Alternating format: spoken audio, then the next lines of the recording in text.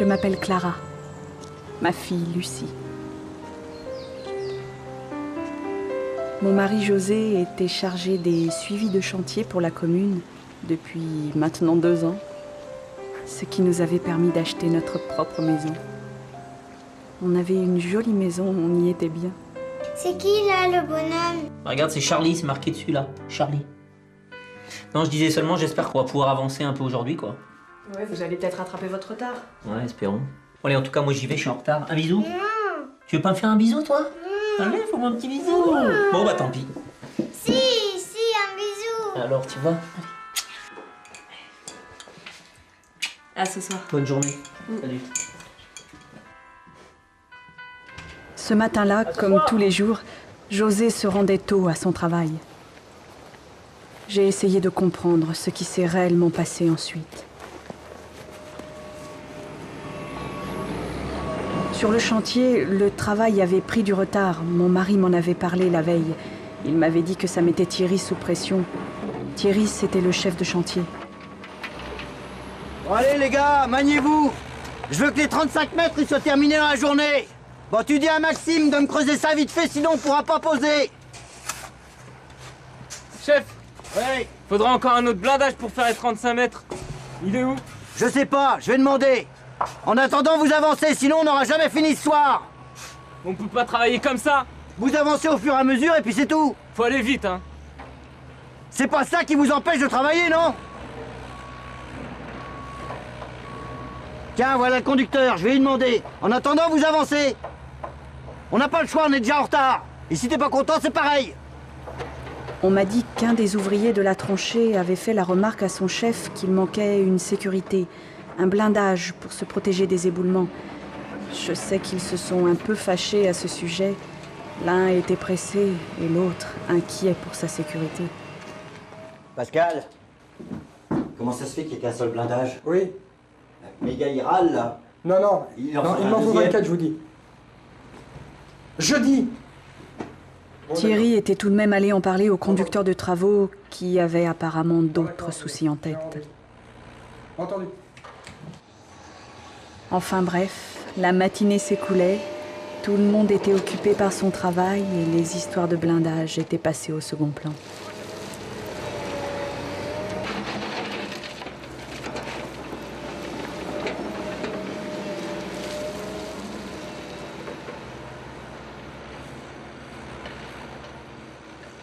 À l'heure de la pause, José était encore en rendez-vous avec quelqu'un de l'extérieur, un représentant.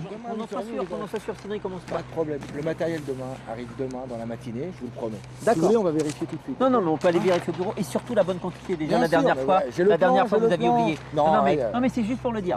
9h, dernier carat et au moins d'avoir la bonne longueur. On va au bureau, comme ça, Eh ben, on sera on va là. au bureau Hein et... Ah, oh la merde. Oh. Voilà. Qu'est-ce que je fais? J'y vais? Faut y aller, hein. Bon, allez. Banquette. Vous pouvez me la tenir, l'échelle? Oh là là.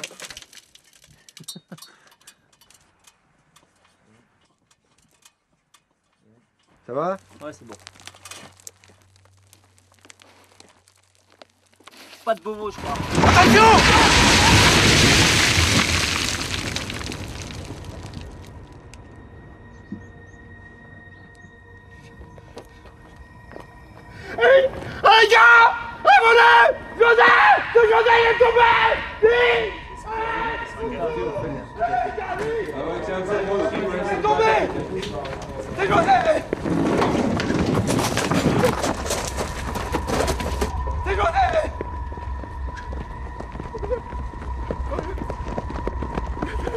J'arrive! Les secours! Les secours! Les secours! Il y a du vent, moi je suis au déconnect, le plan il est tombé! Il a voulu y aller, moi j'ai dit vas-y! Il est tombé, vas-y, il roulait la putain de merde,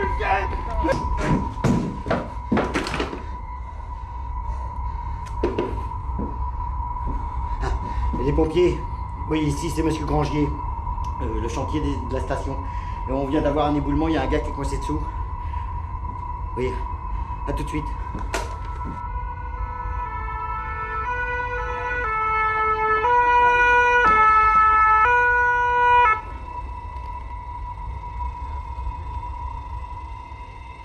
entendu. Oui, à tout à l'heure. Chef, Oui, il y a les gendarmes qui veulent voir le patron. oui, il arrive tout à l'heure. Il nous envoie le correspondant sécurité. C'est lui qui se charge d'appeler la CRAM, l'inspection du travail et l'OPP-PTP.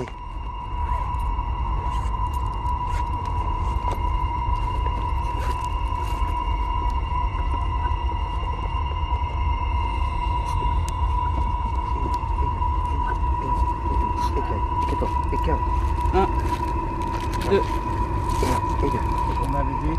José.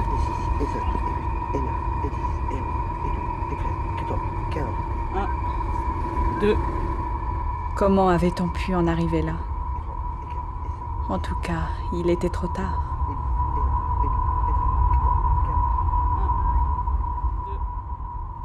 On faisait la pause. et on Alors que criait. le chef de chantier expliquait tout au correspondant prévention, c'est là que leur patron est arrivé. Bonjour. Je viens d'avoir le médecin. José est mort. Il n'y avait plus rien à faire.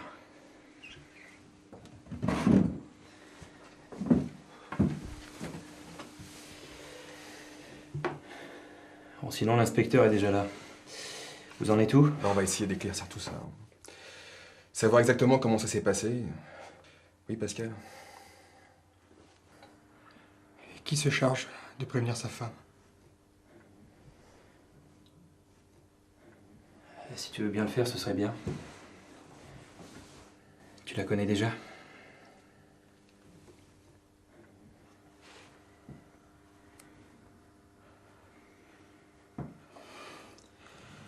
Bon, d'accord. Bien. J'aimerais bien comprendre, les gars, là. Comment ça a pu arriver un tel accident? Pourquoi il n'y avait pas de blindage? Si, il y avait un blindage. On sait bien qu'il faut pas travailler là où il n'y a pas de blindage, de toute façon. C'est pas-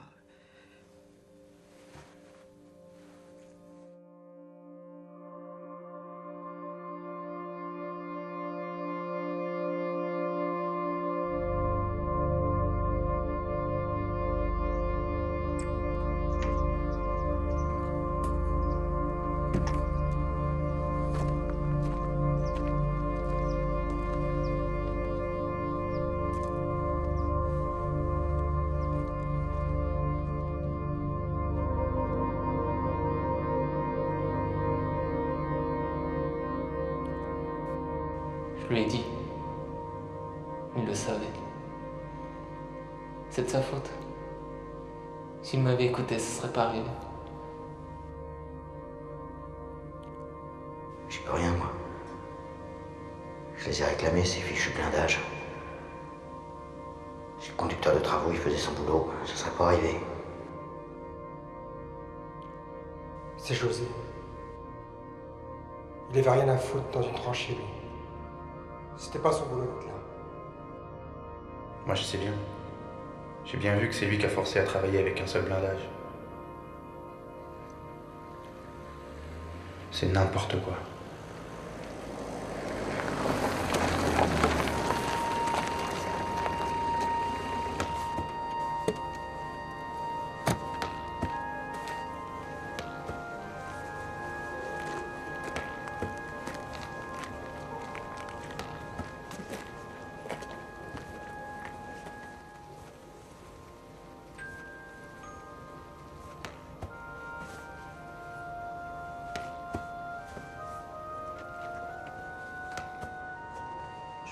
Bonjour Clara. J'ai une mauvaise nouvelle à t'annoncer. Quoi? José a eu un accident. Non. C'est le blindage. Oh non. Les pompiers ont tout fait. Je suis désolé.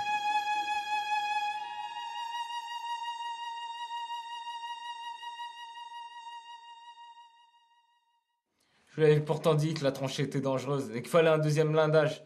Il voulait rien entendre. Hein. Ce qu'il veut, c'est que la tranchée avance toujours plus vite. Mais tu l'as dit à qui? Au chef de chantier? Oui, je lui ai dit qu'il fallait un deuxième blindage. Mais il s'en fout de la sécurité, lui. Faut que la tranchée avance. Avance. Ils me font marrer. On me demande de mettre la pression. Moi, j'ai des délais à respecter, je fais mon boulot, moi. Mais vous saviez qu'il manquait des blindages, non? Ouais, mais si on s'arrête pour un oui, pour un non, On n'avance pas dans la journée. Puis la tranchée, elle devait être finie pour demain. En plus, je devais rendre l'appel ce soir. J'ai eu peur de me faire engueuler si je rajoutais une journée de location. Mais je leur ai dit, hein, qu'il manquait un blindage. Conducteur de travaux, lui, il a toujours autre chose à foutre. Vous avez commencé la tranchée alors que tous les blindages n'étaient pas encore arrivés. En fait, je savais pas qu'il en manquait. J'ai dû faire une deuxième commande parce que je m'étais trompé la première. Je pensais que tout avait été livré. Mais le deuxième bon de commande a dû être renvoyé trop tard. Je sais, mais j'étais tellement occupé que j'ai pas eu le temps de vérifier. Et puis de toute façon, j'étais en déplacement alors. Mais le chef de chantier vous l'a pourtant signalé, non? Oui. Enfin, oui, il me semble. Ouais. Je devais téléphoner au dépôt, je crois. Mais j'étais pressé, j'avais rendez-vous. En plus, j'ai vu qu'une canalisation passait à proximité de la paroi. Vous le saviez? Non. Mais on n'a pas eu le temps de détecter toutes les canalisations existantes. Et puis, elle n'était pas indiquée sur nos plans. Bon. Je vais appeler le PPBTP pour bâtir un plan d'action. Faut pas qu'un accident comme ça se reproduise. Voilà, maillon par maillon, la chaîne des événements qui ont détruit notre vie. Ce n'est pas la tranchée qui a tué José, c'est le comportement de chacun. Le chef de chantier, obsédé par sa prime au rendement qui néglige les conditions élémentaires de sécurité. Le simple ouvrier qui accepte de travailler en mettant sa vie en danger.